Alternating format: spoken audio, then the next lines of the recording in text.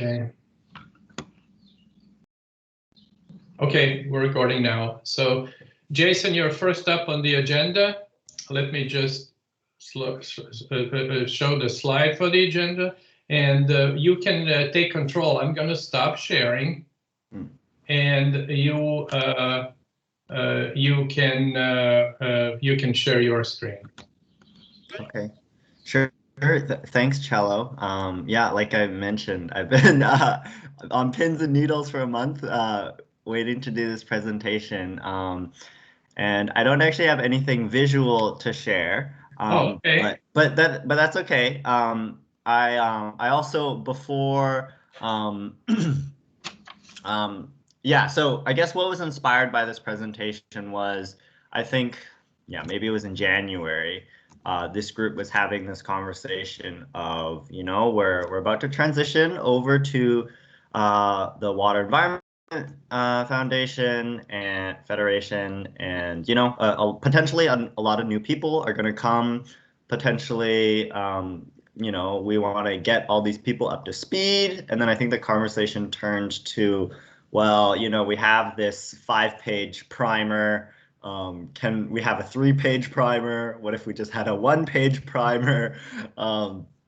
So I was sort of thinking about that. And yeah, anyway, so with that, I have this gift to present to, the whole initiative.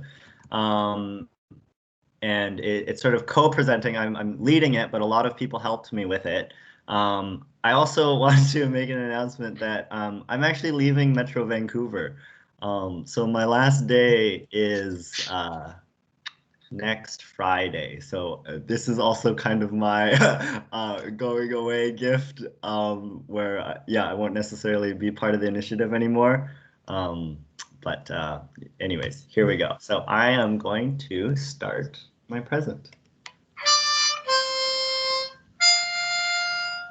Hello and welcome. My name is Jason, and I'm a part of the Utility Analysis and Improvement Methodology Initiative, or UAIM. This little podcast is to introduce what the initiative is all about. To kick us off, Sonetta is going to set the scene.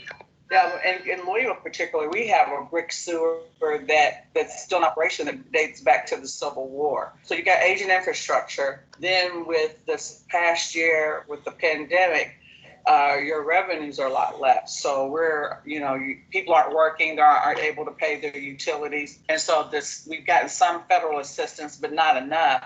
So then you're seeing a decrease in revenue. So there's a domino effect in terms of what capital projects and things that you can fund.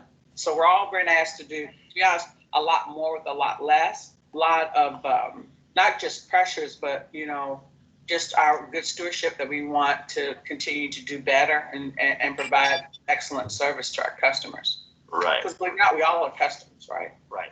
And in trying to provide better service with less resources, we try to innovate and use new technologies. But we run into some issues. Mark has some thoughts on this. Oftentimes the problem isn't that technology doesn't work. Technology, especially in the case of a lot of these business processes, reflects the people and systems. These islands of technology, and we talked about those things and how these things didn't talk together very well. At the time, there was some of it was about, well, there's some new tools coming where you can start connecting this technology, but really those islands represented the organizational structures that they were built in. And so it wasn't just about finding some technology to bridge across those islands. It was really getting the people who control those islands to reach out and to work together. This is nothing new. But it's funny, as humans, I was reflecting on this the other day, as humans, we don't realize, we just kind of keep repeating the same mistakes, unfortunately. Unfortunate, for sure. Chris speculates as to why we repeat some of these mistakes. We are so focused on the sort of the day-to-day operating issues, building projects that's driven by regulatory requirements, growing populations, but we don't necessarily have that sort of forward thinking of how we should manage our asset management program, partly because our stakeholders are not as necessarily considering this as a priority. And that's why we don't have those good practices already existing, like that ingredients already existing in our system. Okay, got it. Think through and document long-term plans. Are we doing that? Dan weighs in. I guess I kind of reflect on my own human nature that, particularly the engineers and project managers, I'm interested in kind of the action of the project. When I'm kind of teaching talking about project management, I try to talk about it like a story. It's like every project is like a drama, right? There's like these different players and people and this problem that has to get solved, and there's unexpected things that come up and change. And so anyway, I maybe I'm a little dramatic about it. Well, I think people like that, right? They like to live a good story. They want to like make things better, and so they don't, they want to live it. They don't want to like document it, right? So maybe it's one of those things. It's like, well, maybe you talk to like an author who writes books. Like everybody loves to read a good book, but there aren't very many people who can like actually do and write a good book. And any author will tell you it's just like hard work. Hard work. John, could we try to avoid it? You really don't know what you think until you speak it. You might have some ideas about, well, this, that, and the other, but until you actually express it, you really don't know what you're thinking, because it's fluid up there at the time. Even worse, we do this hard work to get it documented, and Kathleen starts asking, so we're going to do a survey of people like, how do you know how to do your job?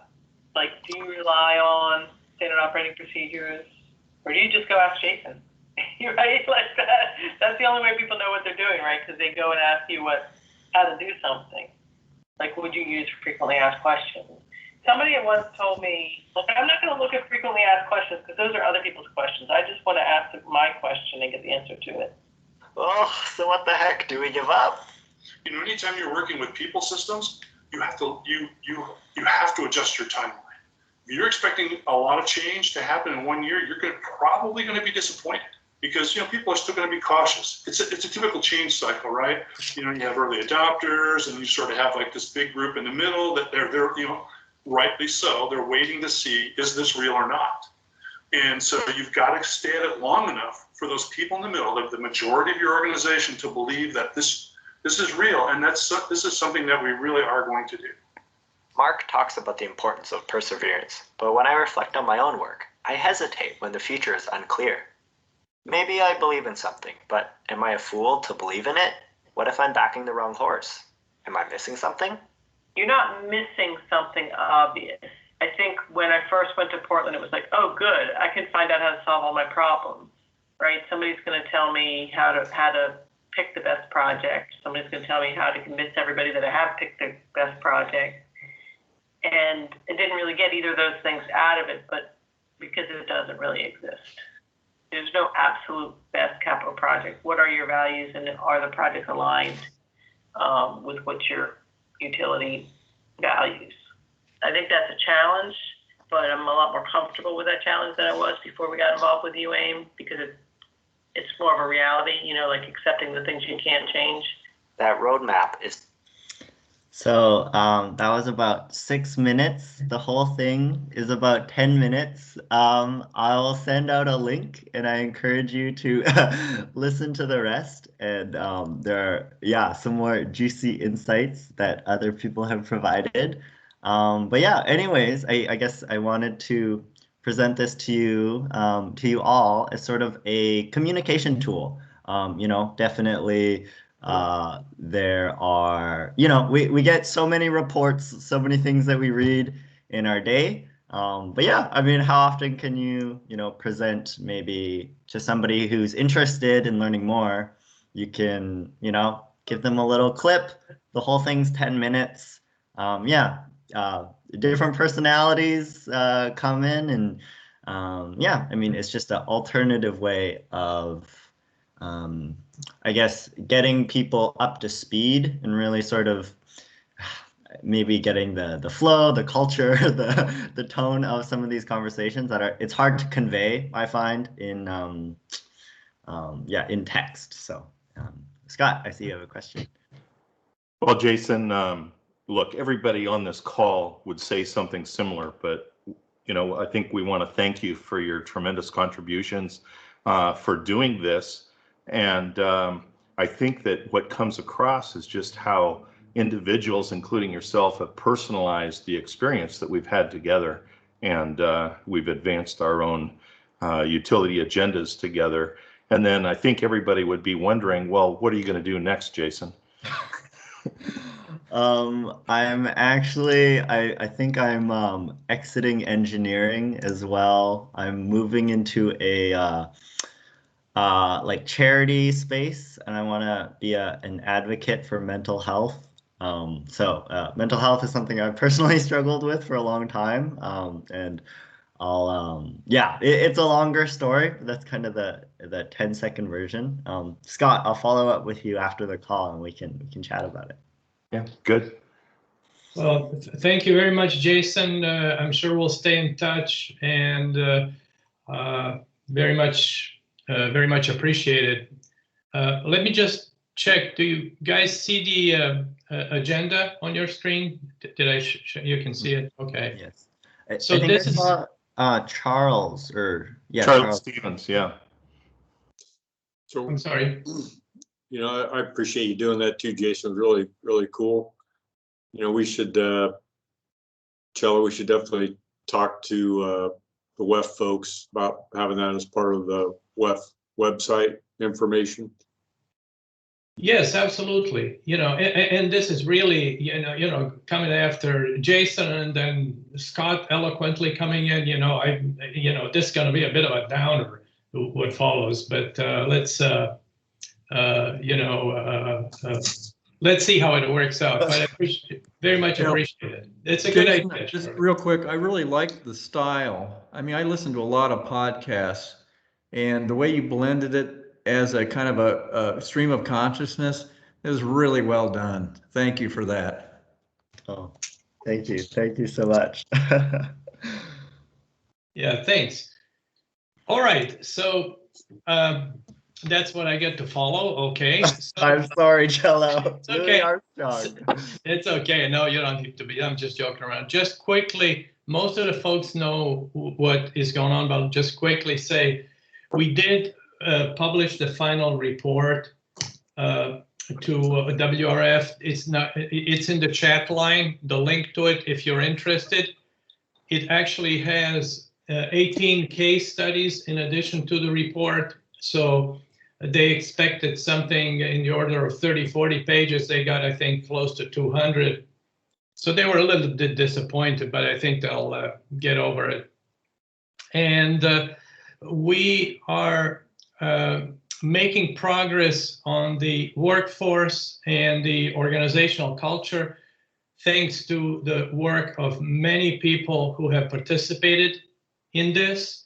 And in the chat line, I'm sending you a link to a PowerPoint presentation that is sort of a map that shows how the survey is going to work.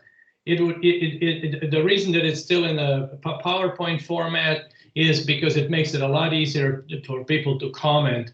And I want to thank the core team that has done all the work on this.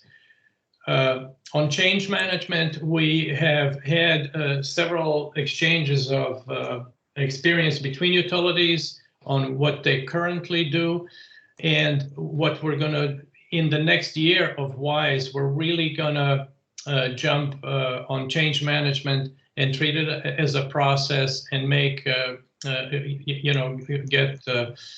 quite a bit of work dedicated to it. CIP planning and delivery has been really a wonderful improvement initiative and made a lot of progress. And I want to also thank people on the risk management team. So we've delivered everything that we were supposed to deliver to WRF. They seem to be, initial indication is that they're quite happy with that. And again, I appreciate all the leads and all the people who worked on this. So the next thing, the focus for us for this month is really to tailor the work for the first year of WISE, or next year,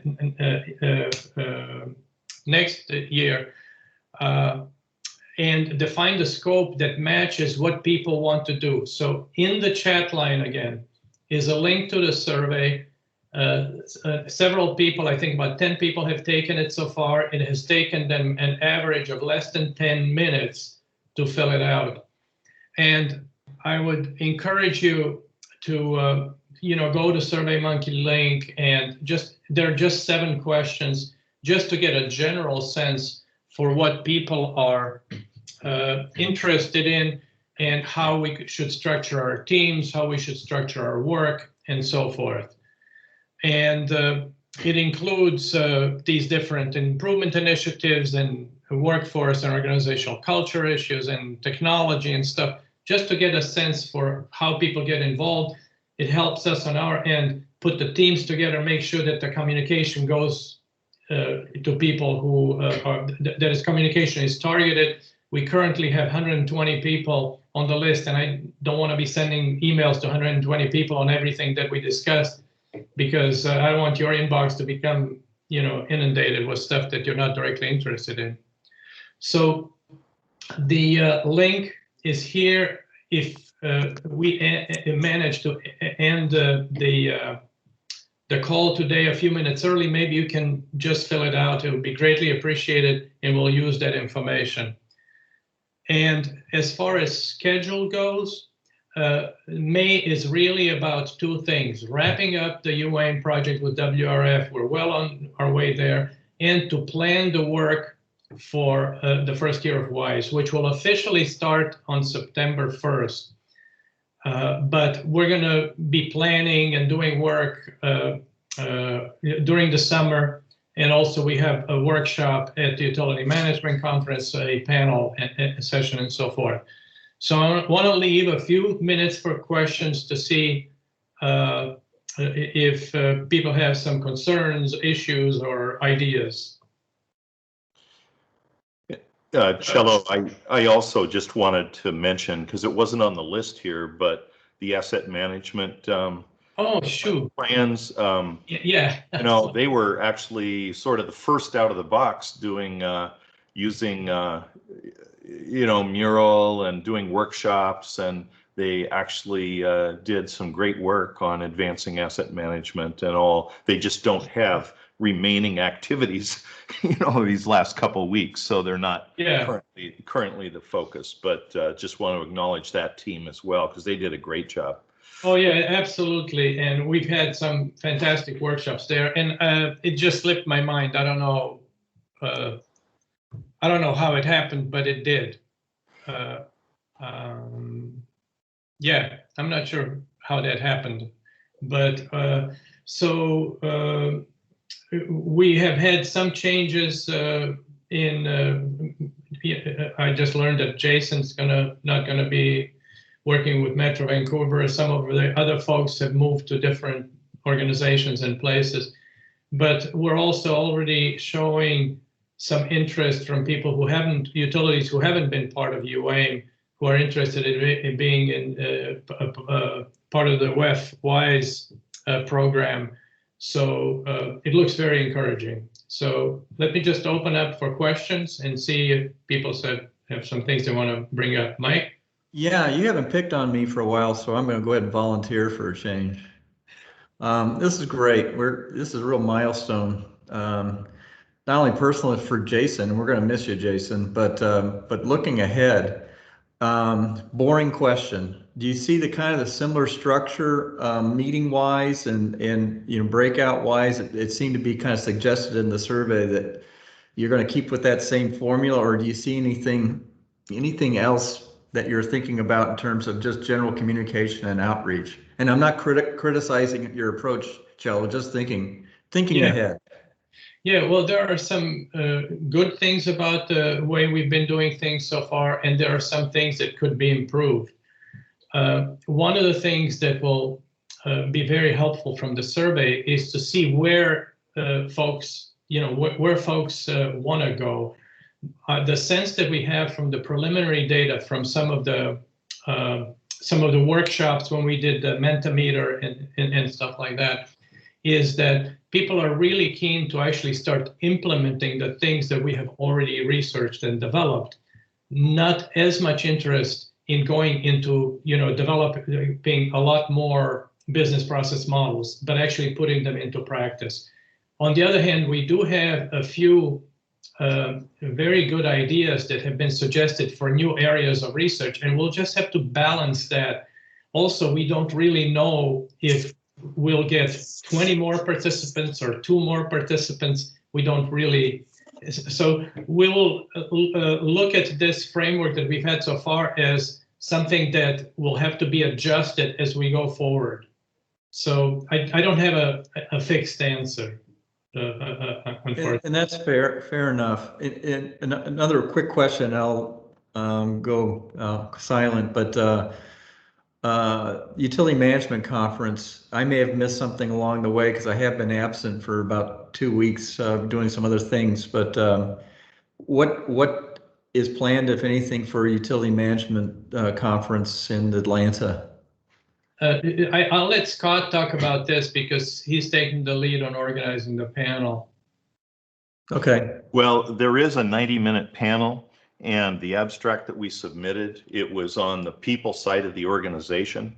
And so what we're doing, we have a 90-minute session that's planned, and we have Lisa Thompson, we have Kesra Osman, we have Mark Poling, Cello, and myself that are going to be participating in that, and we're hoping that we engage the audience and that they can basically sign up to participate in WISE. So that's going on, Mike. We're not focusing on the business processes, which we'll do at the WEFTEC conference along with the people side, and then. Cello, we're also looking in conjunction with WEF, whether we would have basically a meeting, whether we would be also admitting or giving people who are just joining the movement an opportunity. So that's in the planning works right now.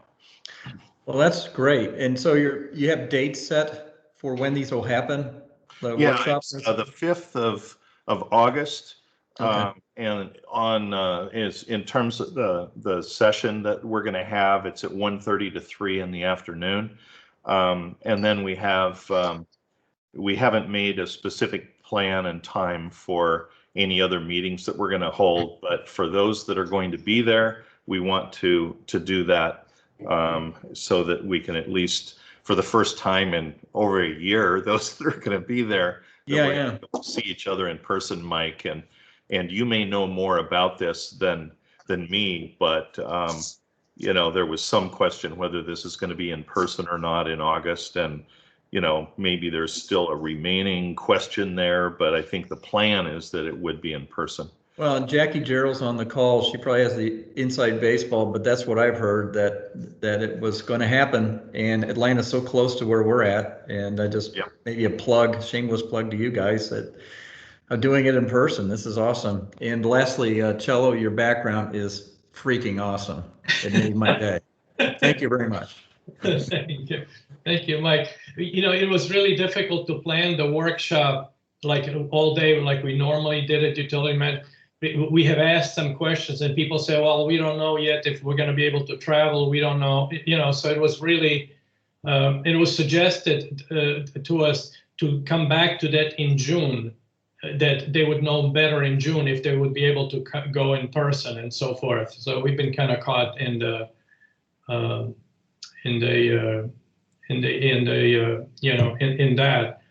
As far as WEFTEC, I want to say that I am trying to.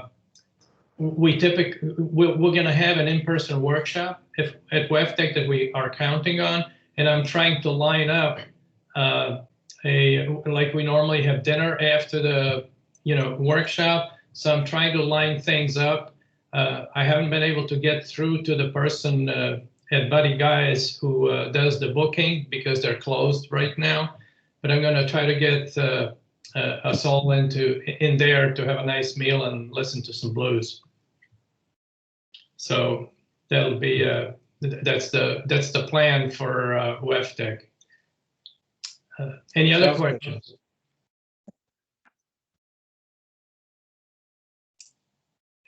Okay. Any other questions or concerns? No questions, but Cello, I did want to say I too love your background. I said, I look myself in the mirror in the morning. I'm thinking, I look more and more like Homer Simpson. So this is like, this is very appropriate. Yeah, and I feel like at home, with this background. Well, at least you don't look like Mr. Burns. Yeah. Okay. Any other thoughts before we stop recording and let people rush to fill out the survey? Okay, it doesn't seem like there are any more questions, and I want to thank everybody.